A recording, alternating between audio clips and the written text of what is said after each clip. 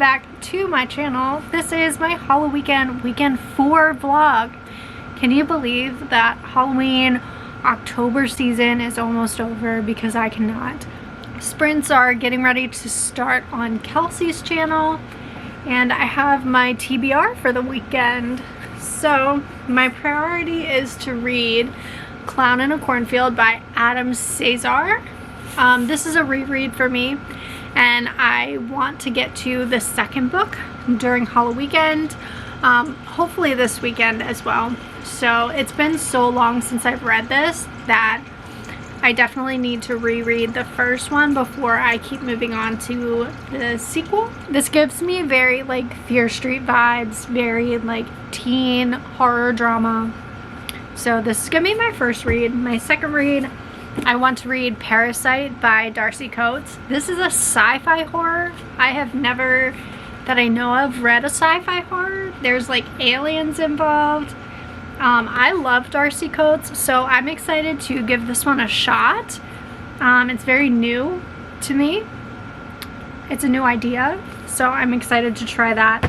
And finally, I want to read my second Aardvark book. This one is following up maybe one of my favorite books of the year. I read Starter Villain by John Scalzi, which came in my Aardvark box, and it was fantastic because there were talking cats. This one is Black Sheep by Rachel Harrison. I have read Cackle by her, and that's really it. And the tagline just says, a cynical 20-something must confront her unconventional family's dark secret in this fiery, irreverent horror novel from author of Such Sharp Teeth and Cackle. These are my 3 priority reads for the weekend.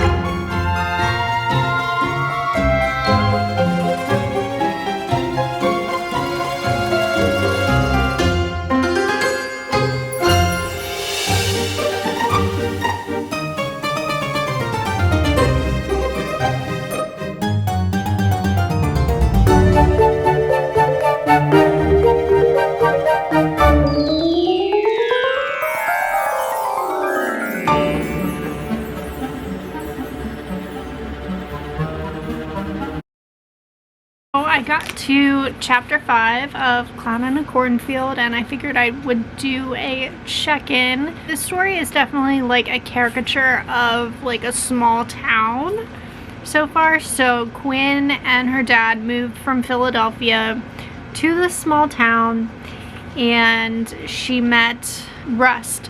So her neighbor's name is Rust, and he is like your stereotypical small town boy. He wears a flannel. She said he has like blondish hair that's just kind of odd. She got kicked out of class, and she was with this group of kids, and they're the group of kids that we saw from the prologue. And they have this YouTube channel, and they don't do it anymore, I guess. And she just met the sheriff, and he was like your typical small town sheriff. Really fast, and it's got like good build-up. It's definitely like a Gilmore Girls small town, but creepy.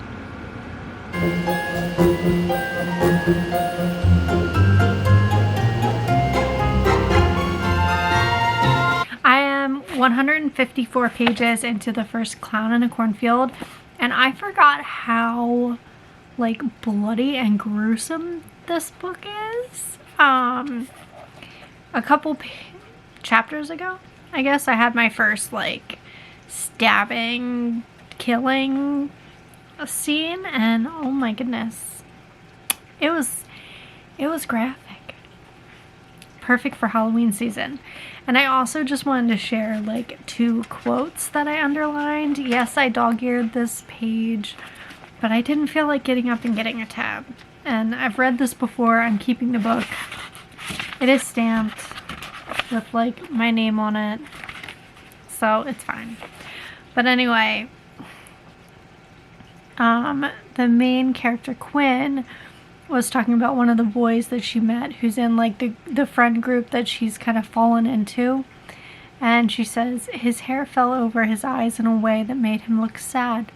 Beautiful, but sad. And Quinn knew in her heart that if her mother were alive, she would warn her Cole was broken.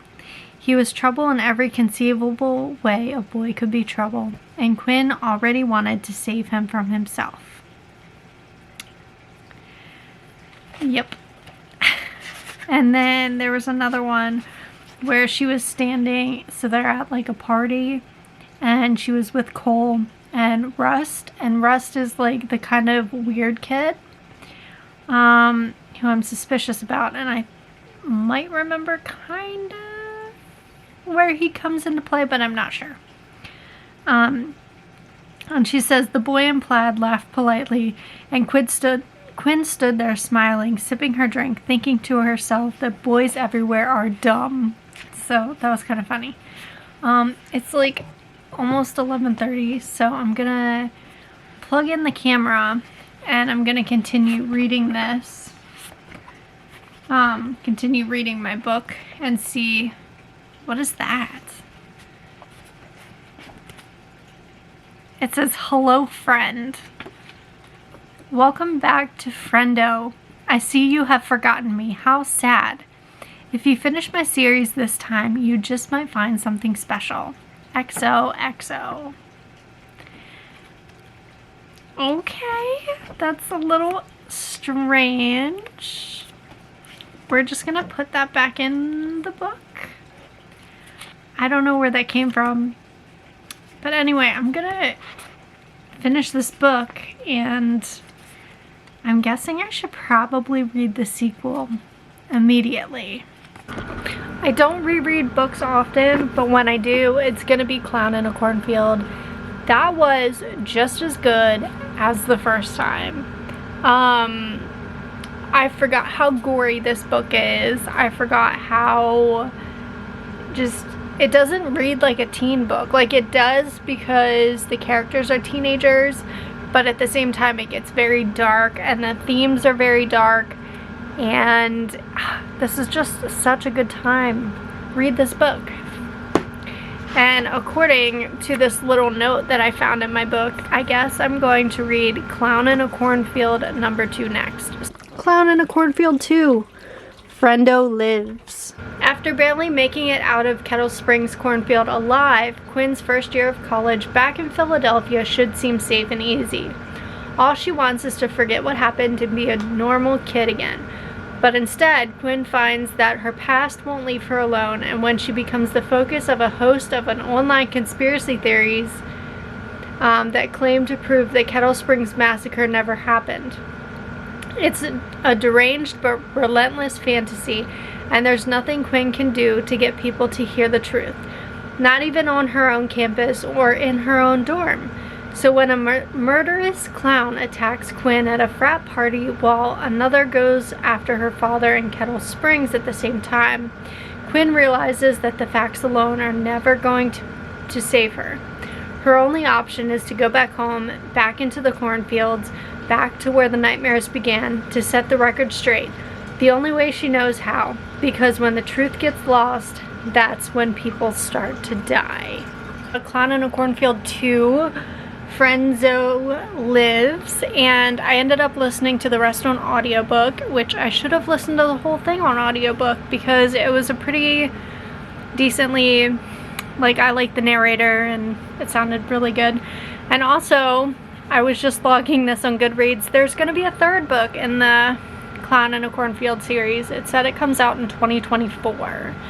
And it's like Church of Friendo or Friendo or something. I don't know. But for me, this came out at a 4 stars. I will continue reading the series. The thing is, like, with the first book, I think there was more like shock value and more like, it was more surprising the way that it was written and the goriness and everything, because it was the first book. So while there wasn't anything wrong with this one, it just wasn't as like exciting, if that makes sense. whereas the first book was new, and it was a new world, new atmosphere, new like amounts of spookiness. So I liked the first one better, but I did enjoy my reading experience of the second one. And for those of you that are following along, I did receive a second note in this book, so I figured we should read this together. And it says, "Congratulations," with some very expertly drawn balloons. And we've got a long note this time. So it says, "You finished a sequel, good job. As you can see, I am as good at drawing as you are at finishing series." Wow, I just got roasted by an index card. "For your next clue, watch your final book support group TBR. There may be something hiding in the sunset there." Well, I haven't even finished editing that TBR yet, so I guess let's go look on the computer and see if I can figure out what is happening. I didn't even put the clips in yet. That's where we're at. But maybe I can see something in the first little bit. Oh, this is an outtake. Welcome from a different angle in my library/life. So for today's video, hello. Well, I do see something rather odd. So, do you see at the book that is sideways? Which typically I wouldn't be weirded out by because my shelves are generally a mess. But this shelf is pretty specific. So, do you see that book that's sideways? Maybe we should go investigate. We have the start of my Robin Hobb collection, Susan Dennard, Victoria Aveyard, Pierce Brown, Percy Jackson, and my Sarah J. Maas section. But this, I don't think this goes here. It says The Sunset Years of Agnes Sharp by Leonie Swan. I did buy this earlier this month, or the end of last month.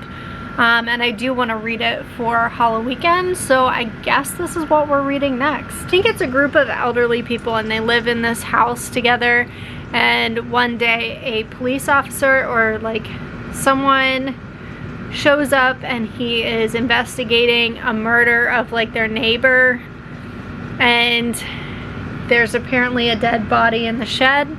So I thought it might be interesting. It's also translated.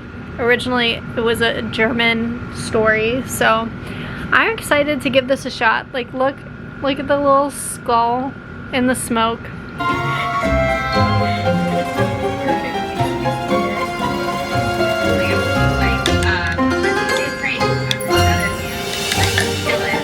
Read this book last night, The Sunset Years of Agnes Sharp by Leonie Swan. I got 106 pages in, and so far it's okay. Like, I'm going to finish it because I kind of want to know what's going to happen, but the writing style for me is a little dry and it's just a little bland and boring, I guess. And that could just be because of the nature of like translated books. Like maybe some of the humor didn't translate over, or maybe because this was originally written for like a different culture in a different language, maybe maybe it's just not the same like writing or taste that I'm used to. I'm not sure, but I am going to continue reading it. I would say it reminds me a lot of Only Murders in the Building, because you have this group of like older women and they all live in this house together. I think it's 4 of them, and so like their neighbor gets murdered, but before their neighbor got murdered, one of the ladies that lived in the house got murdered. So when we start the story, the police officers come in, and so one older lady moves in named Charlie, and she has a dog named Brexit, and she's like really fancy, like a fancy pish posh old lady, and it's being narrated by Agnes, and Agnes reminds me kind of a busybody, I guess, and she's the person that introduces everyone to the house. And like throughout the story, the 4 old ladies, they're trying to figure out like what happened to the neighbor, and they try to pin what happened to the neighbor on what's her name? Lilith. Lilith is the lady who lived in the house that died. I don't know if I'm explaining this very well, but it's basically just a murder mystery, and there is a turtle who runs around the house.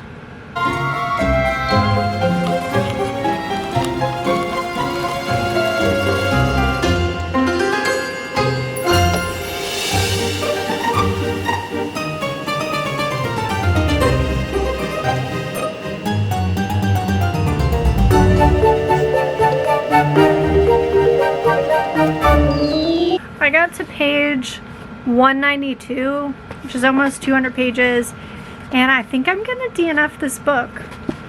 I don't DNF very often, and I sort of want to keep pushing through because there's only like 140 pages left, but I just don't care. Like, I don't want to know what happens. I don't care. I actually don't even really know what's happening.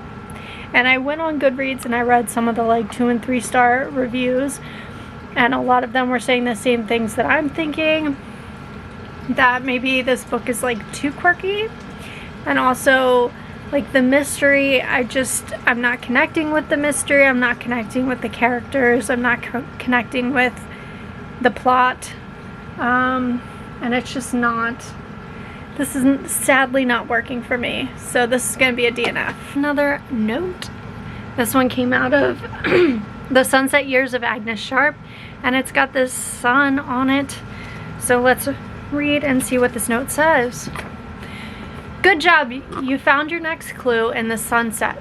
Will you ever learn to just follow me? Look for a book about some girls who have also never learned anything for your final clue. I hope you don't run out of time. There's some conspicuous little dots there. Alright, so a book about girls that never learn? I have no idea. Of course these notes would send me to shelves that are not my horror shelves. I have an idea. They Never Learn by Lainey Fargo. I think I bought it because I saw a recommendation from Ashley from A Frolic Through Fiction. I think it's dark academia. Let's see what the back says. Scarlett Clark is an exceptional English professor, but she's even better at getting away with murder. Nice. So I went from old people murdering to a professor murdering. Okay. Every year, Dr. Clark searches for the worst man at Gorman University and plots his demise. Thanks to her planning, she's avoided drawing attention to herself, but as she's preparing for her biggest kill yet, the school starts probing into the body count on campus. Determined to keep her enemies close, Scarlett insinuates herself into the investigation. Everything's going according to her master plan until she loses control with her latest victim. Meanwhile, Gorman student Carly Sheeler is simply trying to survive her freshman year. Finally free of her abusive father, Carly wants to fade into the background. Her roommate has other ideas. Allison Hadley is cool and confident. The two girls quickly form an intense friendship. So when Allison is assaulted at a party, Carly becomes obsessed with making the attacker pay and turning her fantasies about revenge into reality. This sounds pretty promising.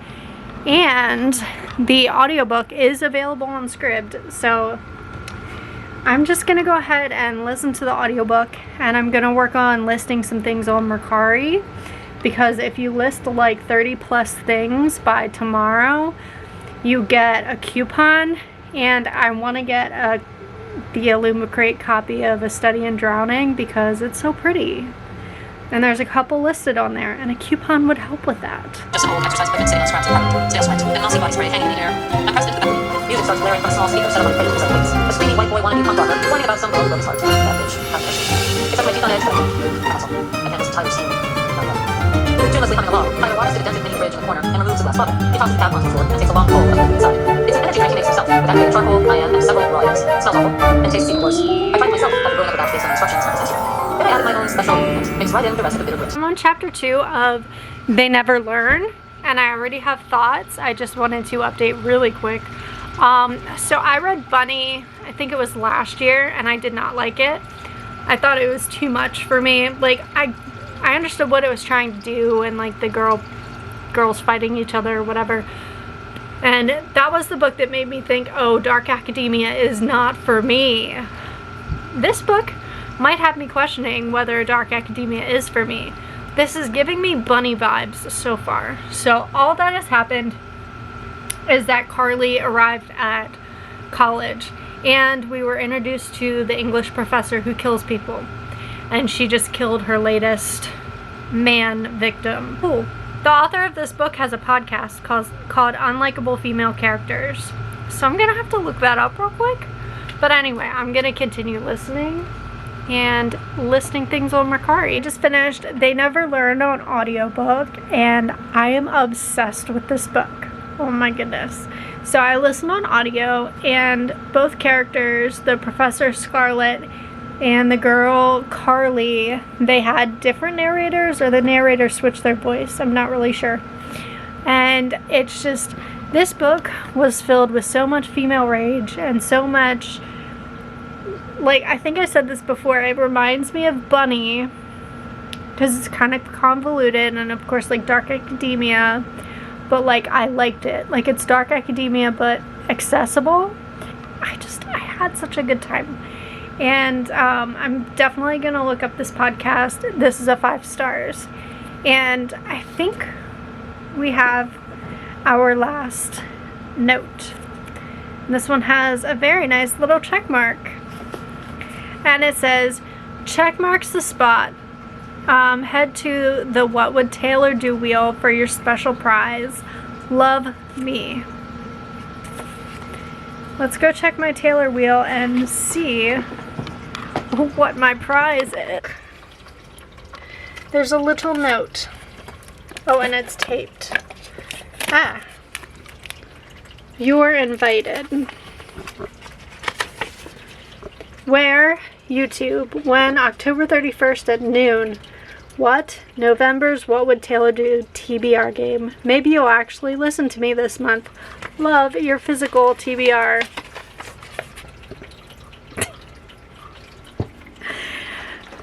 Oh my. So that was fun. Thank you to all of you viewers for playing along with this little vlog. I think I'm gonna end my Halloweekend vlog here.